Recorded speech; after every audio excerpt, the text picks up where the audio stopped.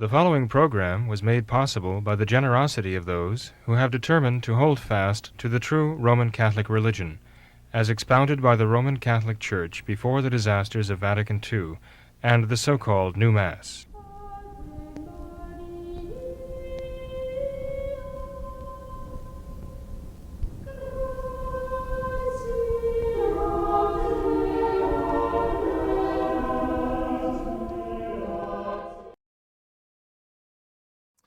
In the name of the Father, and of the Son, and of the Holy Ghost, amen. Come, Holy Ghost, fill the hearts of thy faithful, and kindle in them the fire of thy love. Send forth thy Spirit, and they shall be created, and thou shalt renew the face of the earth. Let us pray, O God, who didst instruct the hearts of thy faithful by the light of the Holy Ghost, grant us by that same Spirit to be truly wise, and ever to rejoice in its consolation. Through Christ our Lord. Amen. Hello and welcome to another live edition of What Catholics Believe. I'm your host, Thomas Nagley, and with me tonight is two priests, Father William Jenkins, and we also have Father Martin Skierka visiting us tonight, all the way from Montana. So Reverend Fathers, welcome to the program tonight. Thank you, Tom. Good to see you. And Thank Father you, Tom. Skierka, wonderful to have you aboard here. Well, yeah, nice What to be brings back here. you? Well, your 45th anniversary. Oh, yes, that's right. Thank you for coming out for that. That's very kind of you. It's actually been almost a year since I've been here. That's right. You were here before, convalescing from your shoulder surgery, Yeah, too. So, yes, I did. well, we can at least count on it as an annual thing, at least. Yeah. Hopefully, this visit will be less painful than the previous. It's great to Yes. see you. I'm glad you're here. Yeah, I enjoyed it. I'm glad I'm here.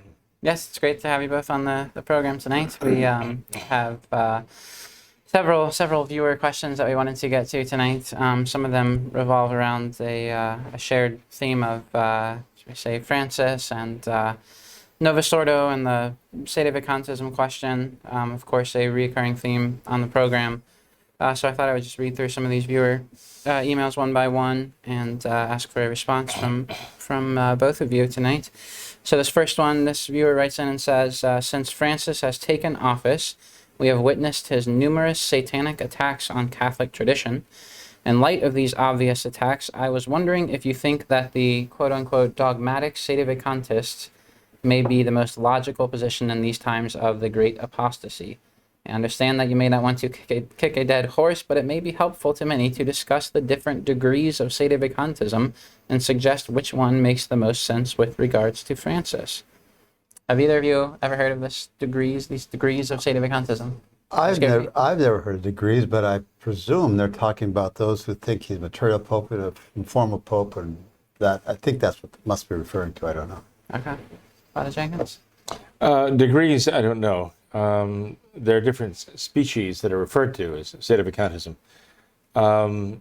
There are those who use the word sedevacantist promiscuously, and they apply it to anyone who even questions whether Francis is a true pope.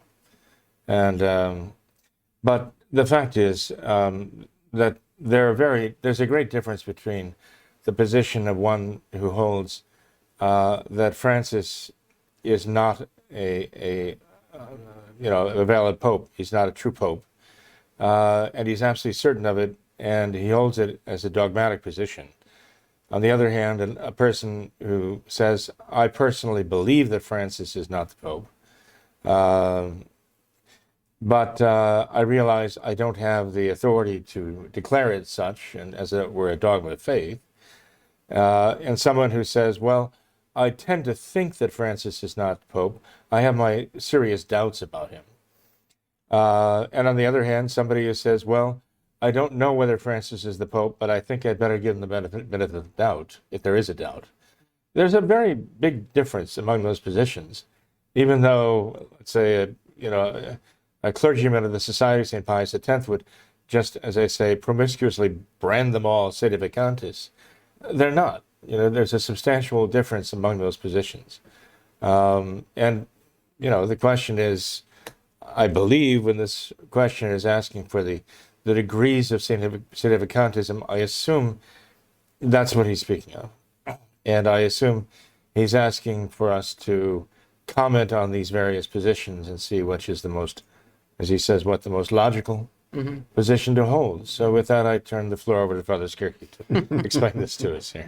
What do you think of this dogmatic sedevecantism position? Is that logical? I mean, when you witness everything that Francis has done, even the other Novus Ordo pontiffs. Well, witnessing the Novus Ordo. Novus Ordo is not Catholic. I mean, just break it down something simple. Novus Ordo is not Catholic. He's the head of the Novus Ordo. As far as I'm concerned, he is the Pope of the Novus Ordo. So if he's the Pope of the Novus Ordo, then he is, but I don't see how he can be the Pope of the Novus Ordo and then Pope of the Catholic Church both. I just don't see the connection or the ability to be both. It's not like belonging to the Moose Lodge and the Elks Lodge. There's no incompatibility. The Novus Ordo would want to destroy. He would want to destroy the Catholic Church. So how could he want to destroy the Catholic Church, and he's the head of that church he's going to destroy? That'd be perverse. So would it be fair to say, I mean, to interpret what you're saying is that Francis is the Pope of modernism and he's the Pope of Catholicism? How is that possible? Right, that's exactly. Because modernism is a synthesis of all heresies against Catholicism. Right, exactly, yes. So you don't think that's possible? It's not possible. Oh, okay. But that seems to be a very unsatisfactory answer for someone who may be very confused about this, and this would seem to be a simple question: is he the Catholic Pope or not? No, he's not. He's a Pope of the Novus Ordo. He's Pope of modernism. I mean, so I go back to the thing: how can he be a Pope of modernism, Pope of the Novus Ordo, and be a Pope of the Catholic Church? Let me ask you this question, though. Okay, when you say that. And I mean, there's a certain compelling logic to what you're saying here, obviously, right? But would you say that your thought process is an infallible thought process so that you could dogmatically declare, because you have expressed this and concluded that you have, it's impossible. Would you say, therefore, that gives you the authority to dogmatically declare this as a truth of faith? No, everyone? Because that'd be something you must believe it. You must believe that as a dogma. Then, I mean, you talk about dogmatic sedevecantism. It's not a dogma. So you would say there's more dogmas like the conception, the assumption, and you would say that your position is a logical or theological position, but yes. You have no position to. You have no authority to declare dogmatically binding the conscience. No, you couldn't do that. No one could do that. Okay, well, I thought that's what you'd answer. At least I hoped it was. Well, Father Jenkins, because I know, I as much as I, am convinced that Francis, I personally am convinced that Francis cannot be the Vicar of Christ on earth, which even he rejects the title right now, right? As convinced as I am by that, I know that I am not the Pope, and I'm quite convinced you're not the Pope either. Right. So neither one of, and even Tom, I don't think he's the Pope. So none of us has any magisterial authority to declare a dogma. Make a dogma out of anything that we consider to be a logical or a theological position. I mean, equivalence would be to say it must be a dogma that you must believe you are not Pope. That's a dogma, like a dogma. So do I have the magisterial authority to declare myself not the Pope? It needs absurdity. I think I do. But of course, I don't have any magisterial authority. Period. Right. Right. So I guess I don't have that authority to declare myself a non-Pope. At least it's all absurd. I mean, it does. And the very word sedevecantism, sede means seat. Vacant, the seat is vacant. It's not like you got to. It's not like you're partially a pope. It's not like I'm sitting in a chair and you're not in the chair. It's sedevecantism. The seat is vacant. Well, there are those who say that it is a partial. They divide the papacy into magisterium and ministerium, evidently, and they say that you're going to actually have two different people. Some say this, have two different people exercising magisterial authority and ministerial authority, and you can't confuse the two of them. Who are the two? Who are the two people? Well, I don't know that they're naming them. Well, for a while there, that people were arguing that Benedict had resigned from the from the one but not the other, so that when Francis was elected, he was elected to the one of the two that Francis had effectively resigned from. And I forget whether they say that Francis had resigned from the magisterial authority but retained the ministerial authority, or whether it was the other way around, that Benedict had resigned, rather, I beg your pardon, that Benedict had resigned from the one and Francis had assumed the other. So now there was a shared papacy. But you talk about absurdity. I mean, it gets to the point where it's almost... You want to shake your head. It is absolutely not Catholic. But then there are those who were the sedevecantists who said that, and they still do say, that Francis never became a true pontiff because Benedict never effectively resigned. So Benedict retained the papacy, even though Benedict insisted he hadn't. And that because Benedict did not understand the papacy, some are arguing Benedict did not adequately understand the papacy, and so he couldn't effectively resign the papacy. It's like you're reading a book. So Francis could never actually become the Pope. So there are those who are actually saying that Benedict, the last pontiff, died, leaving Francis and the rest of us popeless. Sounds like that's something. Hopeless and popeless. So you don't see the value of any Well, of it this. sounds like the reading of a Marvel comic book. Well, let's not do that these days.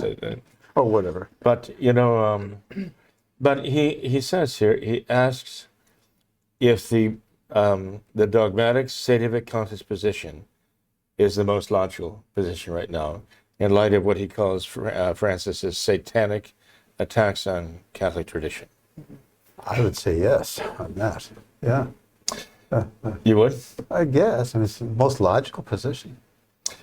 I Well- mean, once again, is he talking about dogmatic sedevacantism? I mean, talking about, That's what he's asking about.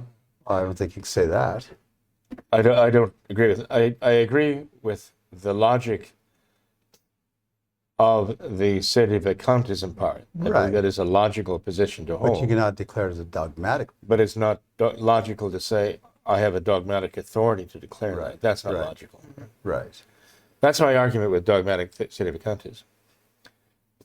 That, I know. those who are dogmatically claiming that they believe it, but everyone else has to believe it because they do, have no authority to Right. bind the consciences of other people to agree with their logical conclusions. And I gather that you would agree with that. I would agree with that, yes. Well, Father Skierka, you say how the Novus Ordo or modernism is not Catholic, and therefore you cannot have someone at the same time be Pope of a modernist church and the Catholic Church. But on this idea that the Novus Ordo is not Catholic, I know Father Jenkins has said before that when receiving converts or those who are coming from the Novus Ordo religion into the practice of the traditional Catholic faith, he says that so often they do not change their faith necessarily. They still believe the same things that they believed before. It's just that they are now able to practice the traditional Catholic faith that they Right. were trying to Right. practice somehow within the framework of the Novus Ordo. So, but how, if that's really the case, if these people are really Catholic, they really have the Catholic faith, can you not say that they are Catholic within the Novus Ordo? They how would may you have the explain that? Catholic faith and in the wrong religion. You could be a Lutheran and have all the faith of the Catholic beliefs. I suppose. Really? I suppose, all right. A Lutheran could believe everything you and I believe before they convert.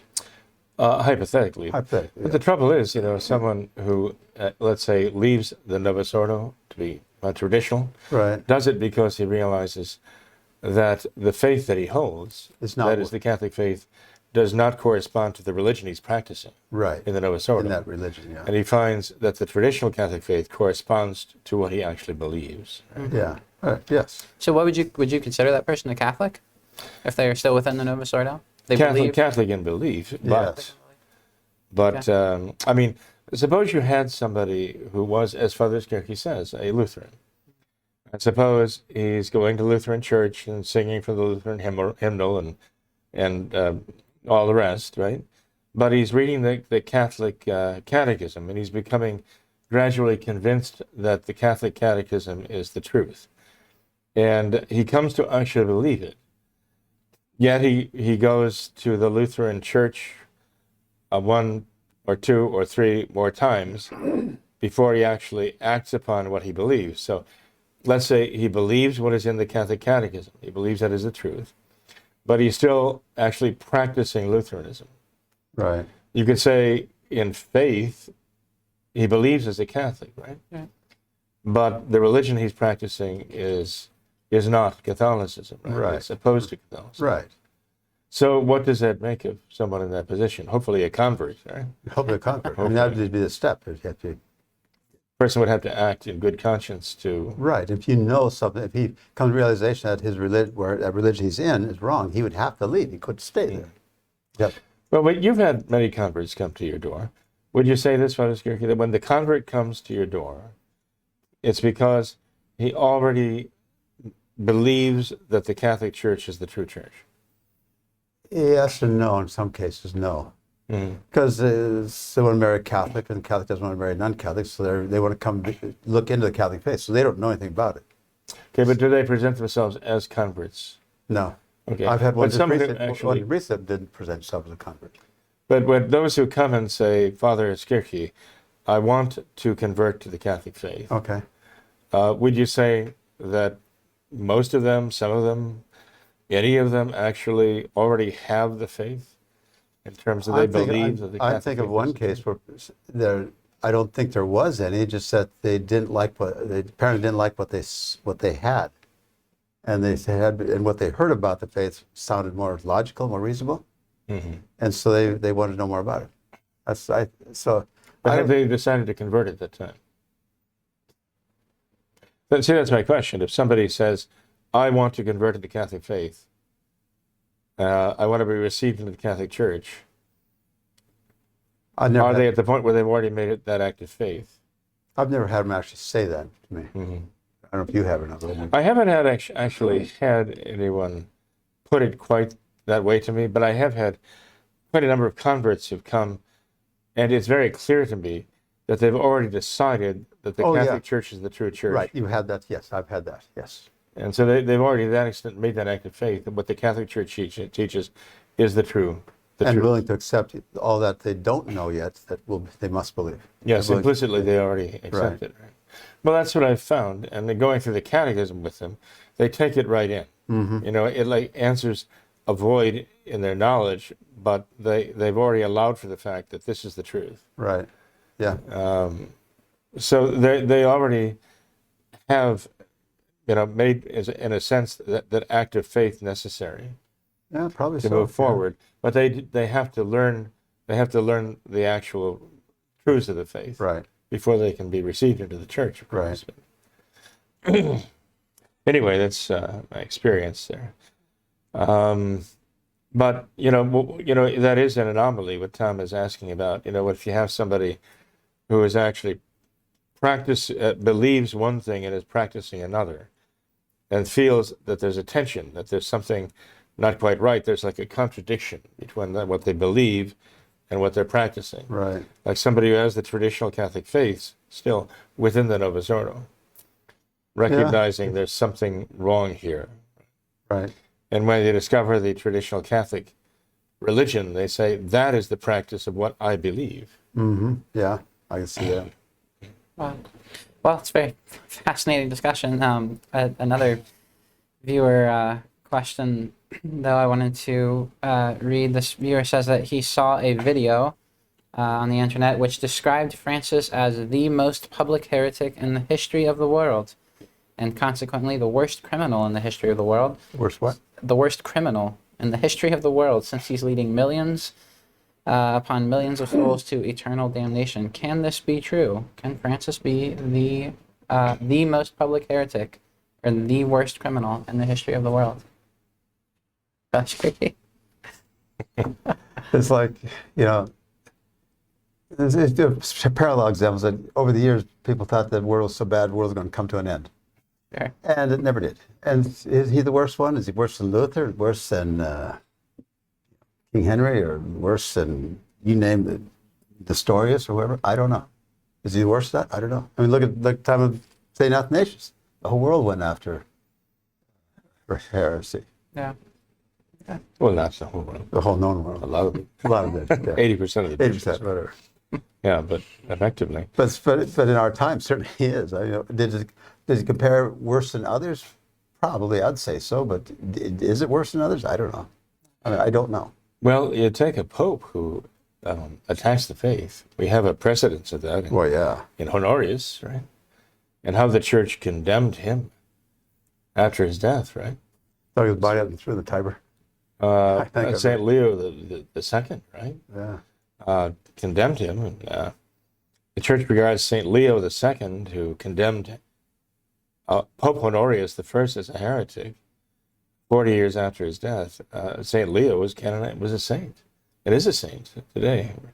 So, but you know, there is something that he asked there, Father, that is a little nuanced there, because he says that he's singling out Francis as the most public, right? Is that what he said? What did he say exactly there? The most public heretic. In The the most world. public heretic. And probably- you know, I think you'd think- have to say he I is. think so. Yeah, I would say so. Yeah. Because his heresy is worldwide. World known. Yeah. Yeah. It is completely. It's being broadcast throughout the solar system. I mean, radio waves are carried everywhere, right? I had a non-Catholic recently just tell me that Francis was part of the whole problem we have in the whole world, but not even Catholic. Oh, Which this lady said that he's that. part of it, equal to the rest of the problems that we have. Well, here you have a non-Catholic saying that, and you know the name Ettore Gotti, the former head of the Vatican Bank. Mm-hmm. And this man has come out and said the Vatican is being used as basically the launching point, or actually the focal point for launching the new world religion, which Ettore Gotti called environmental Gnosticism. Environmentalism, like global warming, global climate change, and Gnosticism. Okay? Wow. And he says that this is the actually incoming new world religion. And the Vatican is basically ground zero of teaching modern and that's what she said too. She's talking about that. She says implementing it. Well, there you go. Yeah. I mean, that's So this non-Catholic sees. non-Catholics see that. Some do anyway. So I think we'd probably agree that Francis really is the most public Most heretic notorious. in the history of the world, Oh. because he has means of propagating his error as no one else has had, right? But is he the most notorious criminal? Is that what he says? Mm-hmm. And insofar as he's attacking the souls of millions and millions of people simultaneously, I guess if you consider that a crime, all right, it is a crime against faith. It is a crime against I God. mean, look what Luther did in Cranmer. I mean, there's centuries, millions of people there too. I mean, over long term running. Yeah. Yes, have they had as damaging effect? Not, as Francis? not as fast. I mean, there's centuries now. And you see what happened. It is now. He destroyed the Catholic faith in millions. He did. Yeah. Well, since we're both asking you questions for this, you're God in the middle Sitting here. in the middle. Let me ask you this question. Okay. Luther taught heresies, right? Right. Multiple heresies. Right. But Francis is a modernist, and modernism is a synthesis of all the heresies, right? Yeah. So if I pose the question that way, does that change the answer? If that's the case, he is the most then. Yeah. You'd have to believe he's the most heretical person who ever lived, almost. Yeah. If he is who he claims to be, the supreme pontiff, then he has the greatest responsibility, right? Right. To condemn the error, preach the faith, and he's purveying the synthesis of all heresies and stuff. I think we need to pray for him. Right? Yeah, maybe. Okay, well, we have another email that goes even deeper, believe it or not. So, this viewer wrote in and said, Canon 2265 of the 1917 Code of Canon Law says that a non-declared excommunication does not prevent one from maintaining or obtaining an ecclesial office. But Canon 2232.2 says a declaration makes a penalty retroactive to the crime.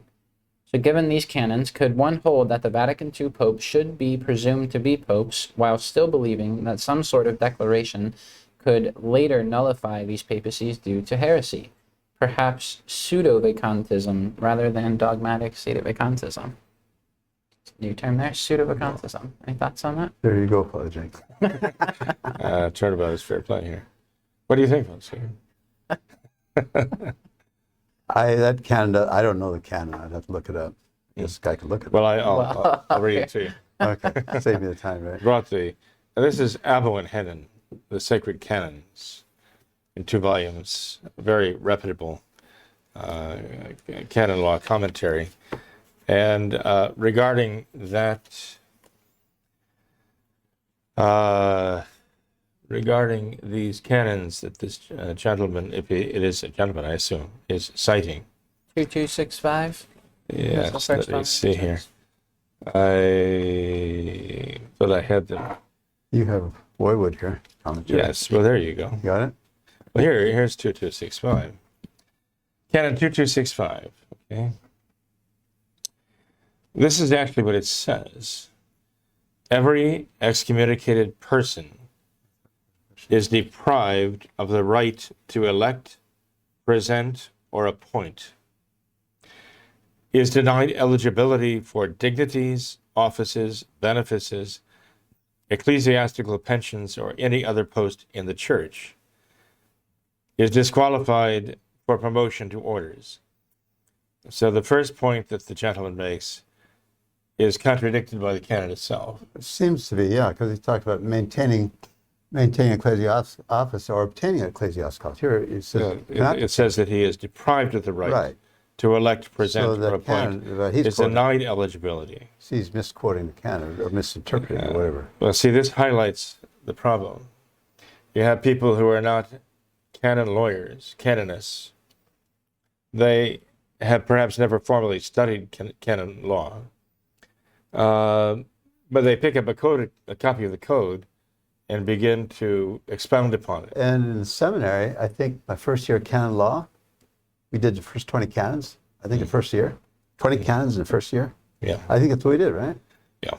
So it's taken very seriously. They're up to canon 2000 something, 2265. If someone did that with civil law, if they obtained some volumes of the civil law of the state of Ohio, the Ohio Revised Code, and started reading, statutes and applying them as though they had some authority, no one would take them seriously.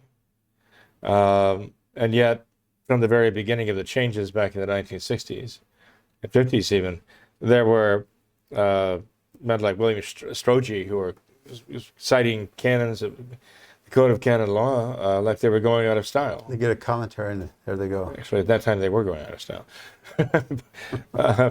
But they have no authority to expound on these things. Because they have no knowledge. I mean, in order to understand the church's law, you have to understand her tradition. Because in her tradition, the church, shows you how she interprets her own law. And it's by precedent. That's what tradition is. It's precedent. So somebody who quotes the Code of Canon Law to make an argument these days is going to wind up getting himself in trouble. And you have to look at Catholic tradition. And also, too, even moral theology. We studied principles for a year, just studying principles. So you read canon, now here's the principles of it. And they don't, first year we studied, 1 year we studied principles and moral theology. That's moral theology, but that was the background, the footing, if you will, before we ever got to canon law.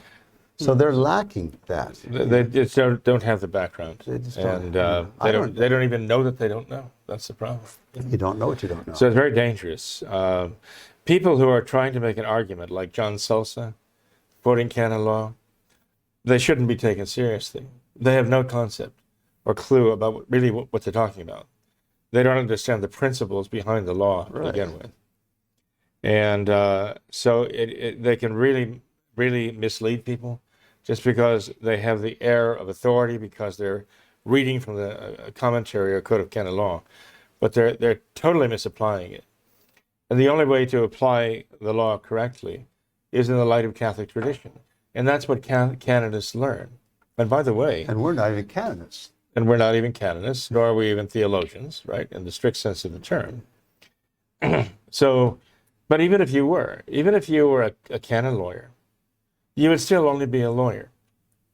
You would still only be a lawyer. You could argue a case. Giving your opinion. And be found wrong. Yeah. Ecclesiastical court could find you wrong, and then you could appeal. And a higher ecclesiastical court could find them wrong. And so even if you were a canonist, it wouldn't make you infallible. It just gives you the right to have an opinion, basically. But heaven only knows what a court would do with that, whether you'd find you correct or not. Right. So people who are quoting canon law here are almost inevitably misquoting it and misapplying Here it. you have right there what you have there is it's not what he's saying. But you go the other canon. What is it? 2232.2. 2232.2. I mean, that actually has, I think, some. That's rather instructive too, and I'll explain why. Because I think you can look at that and you can see immediately that the person is actually misapplying this.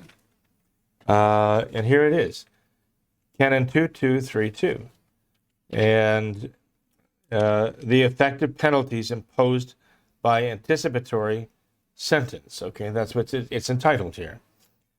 And this is what it says. A penalty imposed by anticipatory sentence, late sententiae, whether medicinal or vindictive, binds the delinquent in the external and in the internal forum. Now, how many people understand that? Okay. If he is conscious of the crime. Now, Father Skierka understands that, and I understand it because we've learned the terminology. And we know what these words mean in terms of the law. But, that doesn't, again, enable us to apply it in individual cases, certainly not infallibly.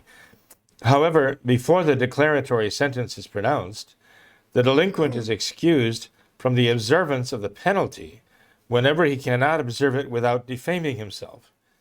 And in the external forum, no one can demand its observance of him unless the crime is notorious, without prejudice, however, to the provision of Canon 2223, paragraph 4, which requires the pronouncing of the declaratory sentence at the demand of an interested party or on the initiative of the superior when the public interest demands it. Okay, so that's just paragraph 1. That's just point 1 there. Okay, now what he's referring to is what comes next. A declaratory sentence makes the penalty retroactive to the moment at which the crime was committed. Now, if you're going to look at that from the standpoint of law, they have a lot of provisions in there, right? He's just quoting Canon 2232.2 and leaving that isolated, right? With no commentary. What it actually is telling you is that someone who incurs an excommunication automatically, because he's done something for which the law itself automatically excommunicates someone. Okay, the question is, what is his status? And it goes through and it indicates whether the penalty imposed by the law automatically is medicinal or vindictive, and there's a difference. How does it bind the individual in the internal form of his conscience, and the external form in public by his actions? How does it bind him? Okay, and they say if he's conscious of the crime, it has one effect. If he's not conscious of the crime, then there's another effect. It says if his crime is not notorious, then he publicly can continue and not observe, the penalty, because he would, by observing the penalty, make his crime notorious and inform everybody, oh, I have to stop acting this way because, I've incurred this automatic excommunication, and so I'm making it notorious by announcing to you that that's why I'm stepping down or whatever, stepping aside. I mean, it just shows the point. There's just so many conditions that you can't come up with a conclusion that easy. But this question, what he's asking here, is nonsense from the beginning, in the sense that the Pope is not bound by canon law. So we're talking about the papacy itself. The papacy itself is not bound by canon law. So he's starting out by trying to apply, canon. What is it? 2265. 65, and applying whether a man is even a pope or not, right? And you can't do that. And here, whether a man who is a pope, if he becomes a heretic, and he's even automatically excommunicated, whether he can continue functioning as pope, And the application of these canons in this case don't apply at all. You can actually continue reading this. You can continue reading, and you can see where they're actually talking about penalties like a declaratory sentence imposed by the Pope. Well, obviously, we're not talking about a man who is a pope, whether he is a pope, because he's been, shall we say, automatically excommunicated because he's lost the faith. But it's secret, and no one knows it yet, or it hasn't been declared yet. Okay? In other words, these things don't apply at all. And this concerns me very much because I just had a priest who's been a priest almost as long as I have, expounding these very ideas to me. And, I kept telling him, look, this is not accurate here. We need to discuss this further, because he was saying this is the position, actually, of a very large body of traditional priests about Francis. And he even went so far then to say well, if it is later determined that he was the Pope, that he was a heretic all this time, and they therefore declare that he was a heretic all this time, Not retroactive. then it would be retroactive. So all of the acts that he performed and the decisions he made and the appointments he made going back to the time that he began to be a heretic would simply be expunged. They'd be eliminated. But then, And so the whole idea is absurd to do that. who would make that pronouncement first of all? But if that future pope, wouldn't he have to be elected by cardinals that were appointed by this By the earlier retroactively non-pope, excommunicated who pope? was now declared not to have been a pope, when he appointed the cardinals who elected the subsequent pope, who declared the previous pope not a heretic. So the whole thing is absurd. And you're going to go back and you're going to retroactively erase years of appointments, even cardinals, years of appointments of bishops, years of establishments of dioceses, and who knows what else, years of laws that have been added to the Code of Canon Law by this non-pope, who you decided 5 years after he became a heretic, he wasn't the pope all the time anyway. Imagine the fallout of that. It's inconceivable. Talking about a reductio ad absurdum, I mean, it really is absurd. So the position that they're mouthing here is an absurd position. But when we're talking about this question of the papacy and someone like Francis, and even, let's say, going to St. Robert Bellarmine's 5 possible positions for Catholics to hold with regard to Francis or any other questionably, possibly heretical pope, even the one that seems to enjoy the most favor, Cajetan's position, that you'd have to have a declaration by the magisterial authority of the church, like the bishops meeting together and declaring that, in this case, Francis had in fact lost the faith,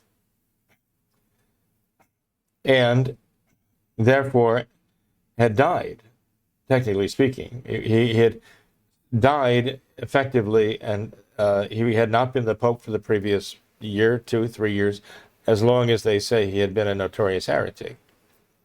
And so you're going to retroactively undo all the things that he had said and taught and done, right? But there's another very serious problem with that. Under even the best of circumstances, if you got, let's say, 2,000, 2,500 to 3,000 Novus Ordo bishops together, even if there were no Novus Ordo, even in normal times, in Catholic times, if there was a question of whether a pope had lost the faith, and these bishops had gotten together to decide it, you might have 2/3 of those bishops say, yes, he is a notorious heretic. Yes, he is actually pertinacious in his heresy, and therefore, from the time he became a heretic, which we say was at this point, all of his acts are nullified, and he was not really the true pontiff, right? But you might also have 500 or 1,000 or 1,500 other bishops who say, no, he's not pertinacious, or no, this statement was not heretical because it could be interpreted in a Catholic sense. And so now the bishops would be divided among themselves as to whether or not this man was really a heretic or not, a notorious heretic, a pertinacious heretic or not. So you might get 2/3 of the bishops saying, yes, he was, and he's not a pope, and 1/3 of the bishops saying, no, he was not a heretic, and he is the pope. And immediately you've set it up for an enormous schism there. Even if you follow what, I think it is the fourth position offered by St. Robert Bellarmine says is a Catholic position to hold, you realize that in the practical order, this is a real problem. And, simply calling the bishops together to declare on this is not going to be so much, if it's by majority vote and there are bishops that don't agree, some bishops saying, yes, he's a heretic, he's not the Pope. No, he's not a heretic, he is the Pope. What do you do then? How do you resolve that problem? Then you go from one problem to another. Yeah, the next problem would be they'd have to vote and elect another Pope by 2/3. Yeah, then they have to decide, well, what cardinals are still cardinals? But even then, as you're saying, Father Skierka, okay, take the 2/3 of the bishops who decided he was a heretic. Now they have to decide at what point he became a notorious heretic, and they have to agree on that, because they have to say, okay, how many of his decisions going back how far are nullified? So some might say, well, it was in 2012. Others might say, well, it's 2014. Well, how long hasn't he been the Pope? So the whole thing becomes nightmarish, dystopian, as they say, right? Yeah. It becomes impossible to deal with and absurd. I think, for what it's worth, I mean, no one even deems my thought on this worthy of comment, I know. But I don't think Francis could ever have been the Pope to begin with, because I don't believe he even believes in the papacy.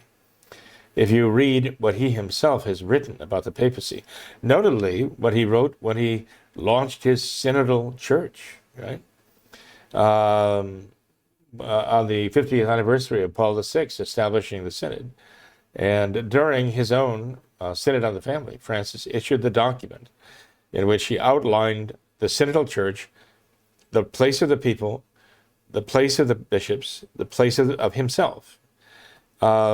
What he writes there is not the papacy, it is modernism.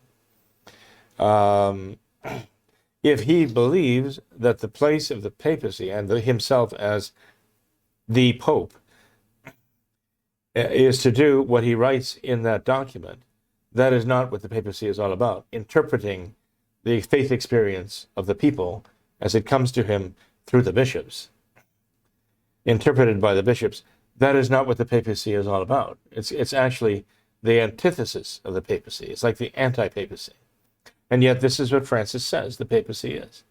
Now, how can a man like that formally accept the office of the papacy when not only doesn't he believe in it, but he actually denies it, explicitly denies it, and actually embraces and teaches the very opposite of that, what the office really stands for, as Catholics know, as Catholics believe. So I don't know how he ever could have formally accepted the office to begin with. So, I personally think the whole argument about, well, is Francis a heretic or is he not? When did he become a heretic? When was it during his papacy that he became a notorious heretic? And at what point would he then have possibly stopped being the Pope? I think the whole argument is a waste of time. I think the question is, has his faith actually changed such that he actually had the Catholic faith at one point and lost it at some identifiable point? And I'd like to know where people say that identifiable point was. I think it's long before Benedict resigned and Francis that March stepped on the balcony, right? And broke with all Catholic tradition. Anyway, that's my own thought. What do you, Father Skierka, I have to compliment you, by the way. Thank you. Not saying You know why? I wouldn't know. Well, because to begin this kind of conversation, you boiled it down to the most fundamental terms. And again, that just tells me that people in Montana just they just think in straightforward terms, right? Yes. No fluff, no smoke and mirrors. Just like, let's cut to the chase here, state the case as it is, right? And that's what you did right from the beginning, right? I think it all comes back to that. So Yeah, just keep it anyway, simple. I attribute that to something in the water in Montana, I guess. Maybe so, yeah. Well, fathers, Reverend Fathers, both of you, I mean, this seems to be rather frustrating for a Catholic today who's trying to practice his faith, particularly someone in the Novus Ordo who might have the Catholic faith and trying to practice it within the confines of the Novus Ordo. I imagine one question they would have is why would God permit all of this to happen? I mean, there's so much confusion, and I mean, there's already so much that a Catholic has to deal with, and fighting the world and the flesh and the devil. But if he doesn't have this his Holy Mother Church, if there is disorder or disarray there, I mean, the problem is just so extremely compounded. Why would God permit that to happen? I don't know the mind of God, but on the other hand, God has allowed a lot of other times where the whole world went bad. Think of Noah, maybe, or when the whole world was bad. Yeah. It is a chastisement, right? The chastisement. Yeah. What lesson are we supposed to learn from that? It's not to pry into God's will, or to understand, try to follow God's will, but try not to read his mind, why he did it, maybe. Because we don't know. It's one of those things God never told us why. It said, certainly, you see a lot of reasons why. What? Draw good from evil, maybe? Or make greater saints in evil times? Do you think these times require a stronger faith? Absolutely. Yeah. Is that why? Is God shaking the tree, as it were? Is that right? Yeah, easily. Yeah. You know, there are those who who claim that traditional Catholics who question the papacy of Francis, there are those who claim that they have weak faith. I think it's the opposite is true. Right. I think they cling to Francis because they figure, well, if we don't have Francis, then the Christ has failed, his promise has failed, the church has failed, and I think their faith has failed. You know what it's like? It's like these masks that we wear. It's their security blanket. Doesn't help many to wear a mask. Mm-hmm. He doesn't help many, but it's like their security blanket because they can't imagine if he wasn't the Pope, or they can't imagine why would God do so. He's their security blanket. They don't have to worry about it because he's doing it. That's what I look at it. Mm-hmm. Well, God certainly doesn't need Francis. No. I don't think he wants us to need him either. I noticed that the longer people cling to Francis and insist that he must be the Pope, the more they change their very concept of the papacy. They're losing the Catholic concept of what the papacy is because they're trying so desperately to just distort it to somehow include Francis.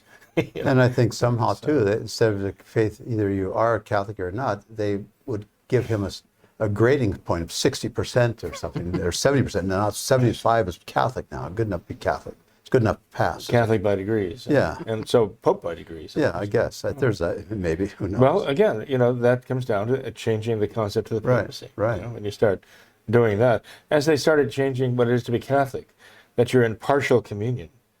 You know, what does that mean? They talk about 60%, 7%. The church never admitted the category of being in partial communion. You had the faith or you didn't. Right. So, you know, if there's 100 doctors, you deny one doctrine, you're only 1% denial. You don't have the faith. You don't have the faith. So it's the same virtue of faith that requires you to believe all the teachings of the faith. Yeah. So, yeah, those who are clinging to Francis are actually slowly losing their faith. And, you know, there are those who insist. I think, I don't know if his name was Skojek or how to pronounce the man's name. I think his name was Steve. But he seems to have been shaken, and to the point where I don't know if he's lost the faith or not.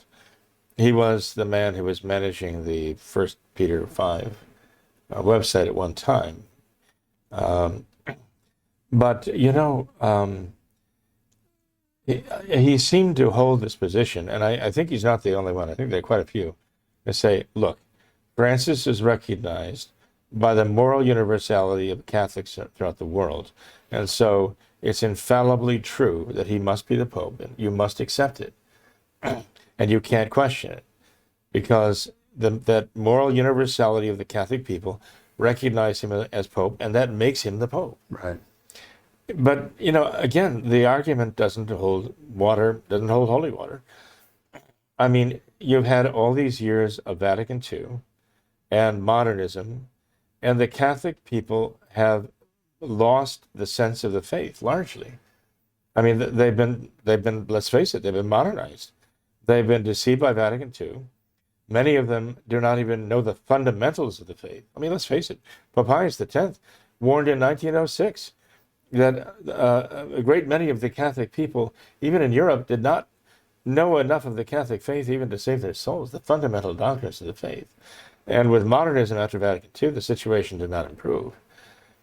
And so, you know, you may say, okay, the majority, the moral majority of those who call themselves Catholic, may recognize Francis as a pope. But what is the practical effect of that? Does that actually make Francis the Pope, or does it rather say that the faith in these people has been so short-circuited, corrupted, so weakened and blinded that they wouldn't know the difference if they saw a Catholic Pope or not? That they're ready to embrace somebody who was a man of the world and a Pope of the world. Well, that's how Francis was first proposed. That's how people embraced him. But I think that rather than show what a great Catholic Francis was, I think it shows the weakness, even loss of faith of millions and millions of people who basically, let's say, well, yes, I'm Catholic, or I was Catholic, or I was raised Catholic, but what does that mean anymore? And they're the people who looked at Francis as Pope. Yeah. No, I'm sorry, but I don't find that argument convincing. I do believe you have to have the Catholic faith to be a Catholic. You can't be a notorious heretic. Francis is a dyed-in-the-wool modernist, right? Read Pascendi, you're reading, it's all about Francis.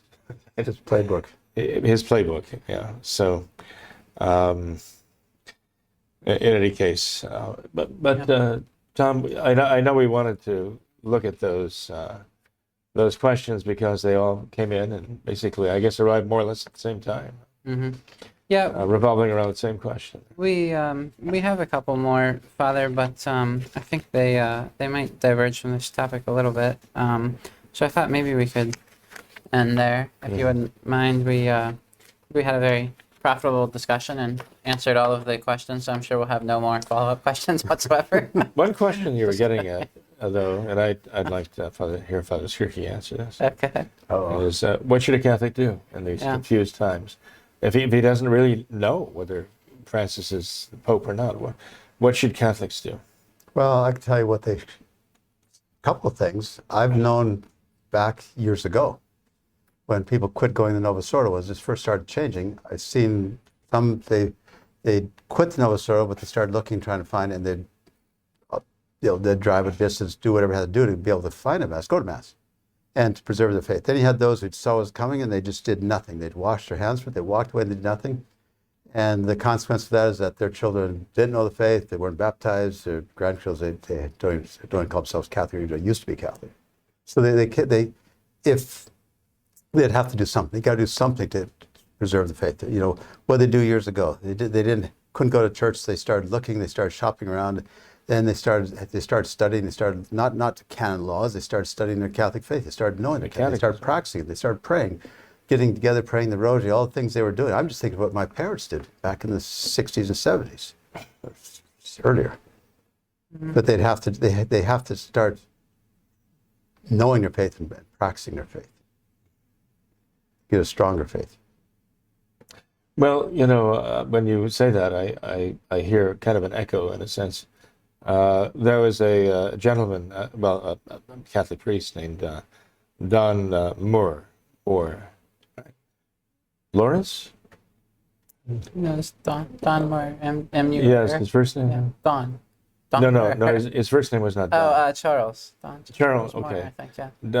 Don from like Don Bosco, right? My father. He wrote a book called Murder in the 33rd Degree about the assassination, essentially, of